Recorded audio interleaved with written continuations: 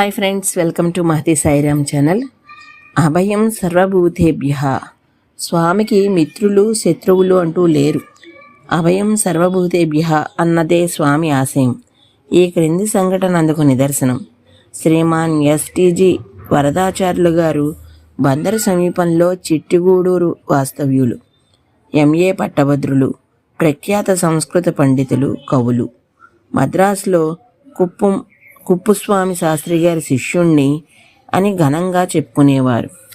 గాంధీ గారి సహాయ నిరాకరణోద్యమం ఫలితంగా స్కూల్ ఇన్స్పెక్టర్ ఉద్యోగానికి రాజీనామా ఇచ్చి స్వగ్రామంలో తమ ఇంటి పక్కనే స్వయంగా సంస్కృత కళాశాల స్థాపించి కులమత విచక్షణ లేకుండా విద్యార్థులందరికీ సంస్కృతం బోధించిన గీర్వాణ భాషా పోషకుడు.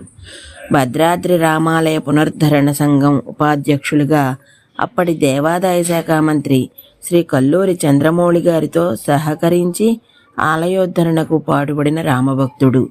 ఆ సందర్భంలో గర్భగుడి పునర్నిర్మాణం గురించి అభిప్రాయ భేదాలు తలెత్తాయి. పూర్వం ఉన్న గర్భగుడిని విశాలపరిచి పునర్నిర్మాణం చేయాలని ఉద్ధరణ సంఘం తీర్మానించింది.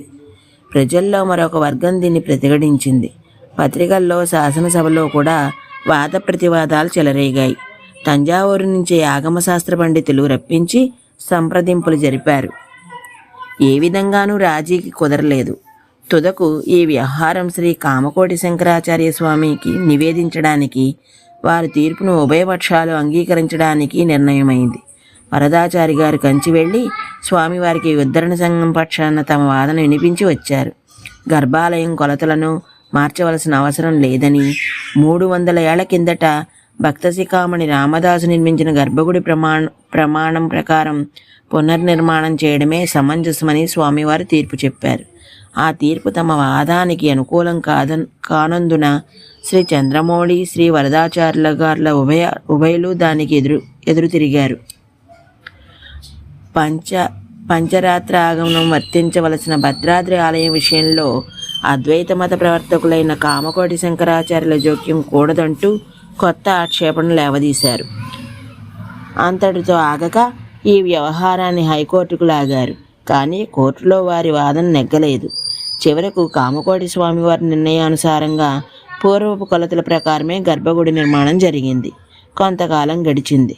వార్ధక్య దశలో శ్రీ వరదాచారి గారు వ్యాధగ్రస్తులైనారు. ఒకరోజు మాట పడిపోయింది. సగం రాత్రి అయ్యింది. డాక్టర్ చూచి రోగి జీవించే ఆశ లేదని చెప్పాడు. భూశయనం చేయించారు.